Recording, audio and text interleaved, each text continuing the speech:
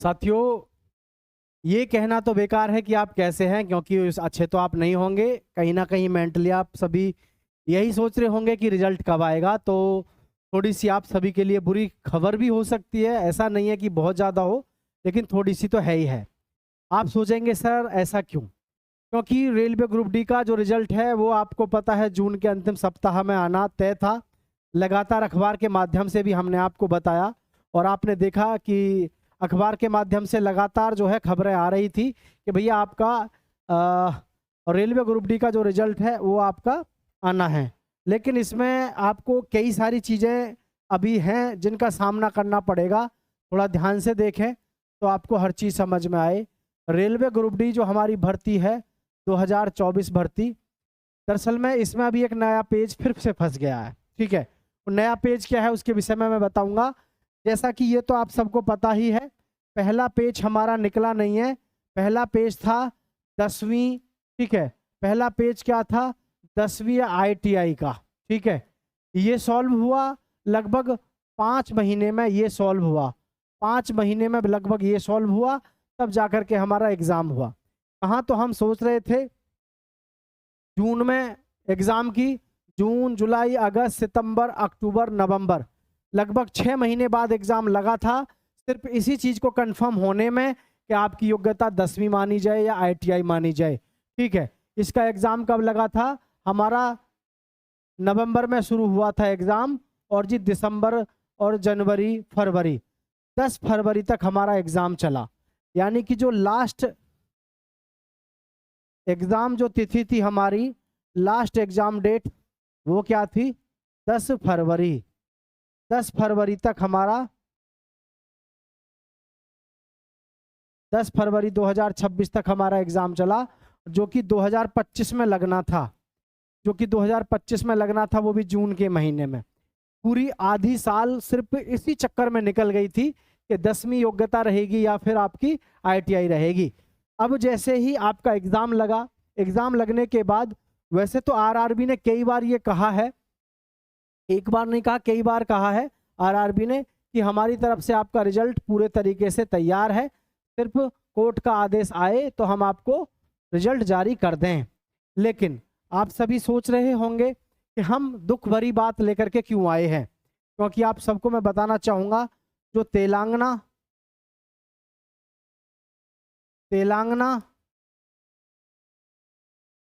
High court,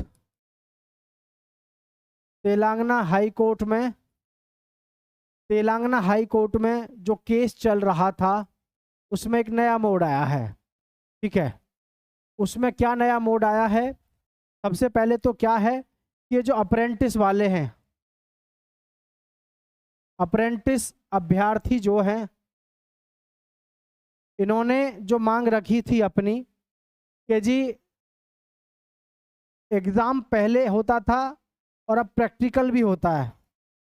ठीक है, इन्होंने मांग रखी थी कि जी हमारा जो एग्ज़ाम पहले होता था तो उसमें हमको जो छूट मिलती थी रेलवे ग्रुप डी में, अब सेम छूट हमको किस लिए नहीं दे रहे हैं, है ना? यानी जो छूट हमको पहले मिलती थी वही छूट हमको अब क्यों नहीं मिल रही है, ये इन्होंने कहा। और कोर्ट ने और रेलवे ने जो अपनी सफाई दी, रेलवे ने कहा कि एग्ज़ाम जब देते थे तो आपके मार्क्स जो है कम आते थे, मार्क्स का कुछ प्रतिशत जो है इनको मिलता था। लेकिन अब होते हैं आपके प्रैक्टिकल, और प्रैक्टिकल में आप सभी जानते हैं हर जगह, यहाँ नहीं सब जगह, प्रैक्टिकल में नंबर कहीं ना कहीं ज़्यादा आते हैं थ्योरी के मुकाबले।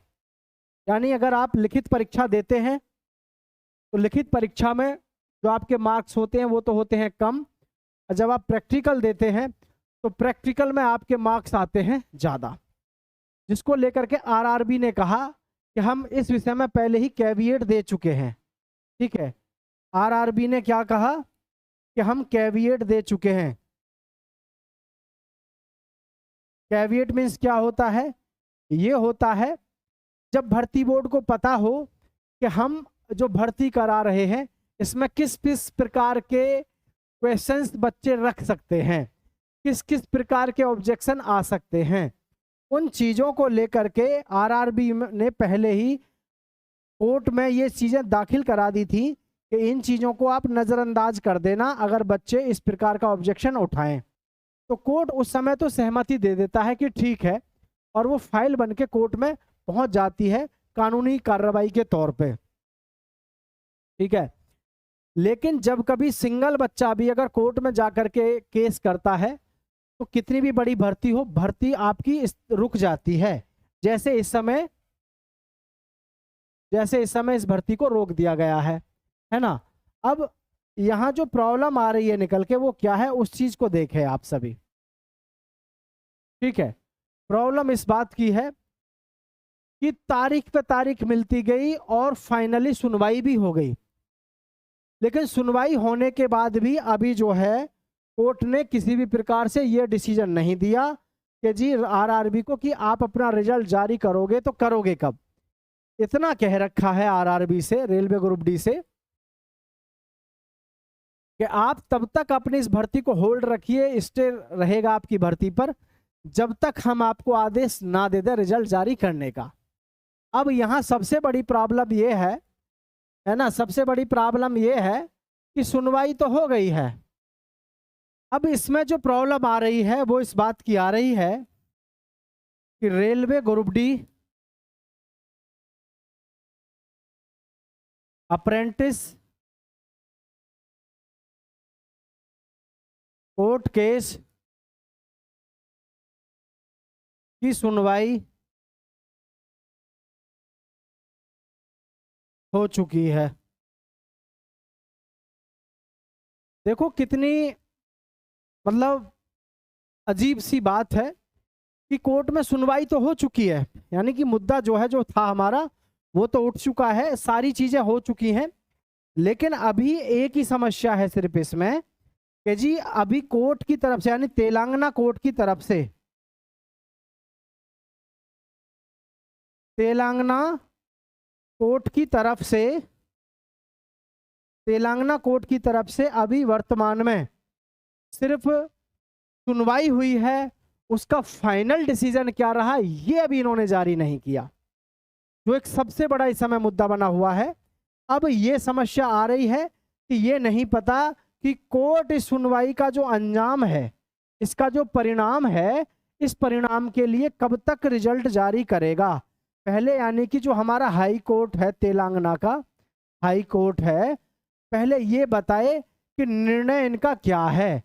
तो ये अभी निर्णय किसी भी प्रकार से दे नहीं रहे हैं, कहीं ऐसा ना हो कि अभी इस भर्ती पर और आगे की तरफ कोई स्टे ना टंग जाए। समझ पा रहे हैं? अभी ऐसा ना हो, ईश्वर से आप सभी दुआ करें कि इस भर्ती पर किसी भी प्रकार का कोई और स्टे ना लग जाए, क्योंकि हाई कोर्ट बार बार इस पर डिसीजन तो ले रहा है, लेकिन डिसीजन लेने के बाद भी यानी हियरिंग सुनवाई होने के बाद भी आखिर इसका जवाब क्यों नहीं दे रहा है कोर्ट, ये बड़े असमंजस की बात है। कहीं ऐसा तो नहीं है कि अभी दोबारा से फिर से किसी प्रकार का कोई और लफड़ा आ जाए, या कोर्ट ऐसे बोल दे कि भाई इस भर्ती का परिणाम बजाय हमारे कैट करेगा। कैट जो होता है सेंट्रल एडमिनिस्ट्रेटिव ट्रिब्यूनल होता है, जो कि ऐसे विशेष न्याय को देखता है, जिसका न्याय न्यायालय में नहीं होता है, उन सभी न्यायालयों का मतलब निवारण कौन करता है? कैट करता है। तो शायद हो सकता है कि अभी कोई इसमें बड़ी समस्या सी दिखाई दे जाए, क्योंकि सुनवाई हो चुकी है, सुनवाई को कई दिन हो चुके, लेकिन निर्णय जबकि साथ के साथ आ जाना चाहिए, एक दिन या 2 दिन में आ जाना चाहिए, लेकिन यहाँ पे तो कई दिन हो चुके हैं। तो जिसकी वजह से अभी ये सस्पेंस चल रहा है कि पता नहीं रेलवे ग्रुप डी के रिजल्ट को लेकर के अभी और कितनी अड़चनें आएंगी। तो मैं तमाम अपने साथियों से कहना चाहूँगा, जो भी हमारे व्यूअर्स हैं, अगर आपने रेलवे ग्रुप डी 2026 वाला फॉर्म भरा है और आप भी इंतज़ार कर रहे हैं इसकी एग्ज़ाम डेट का, तो भाई मैं आप सभी से कहूँगा इस भर्ती की प्रक्रिया में तो आप लगे रहिए, जिसका रिजल्ट आना है, लेकिन आप अगले वाले परीक्षा की तैयारी करते रहो, क्योंकि जब तक आपका सिलेक्शन फाइनल रूप से ना हो जाए तब तक आप इसका पीछा मत छोड़िएगा तैयारी का। अभी रेलवे ग्रुप डी का रिजल्ट कायदा में तो 21 अप्रैल को आ जाना चाहिए था, लेकिन 21 अप्रैल को नहीं आया, लगातार समय खिंच रहा है।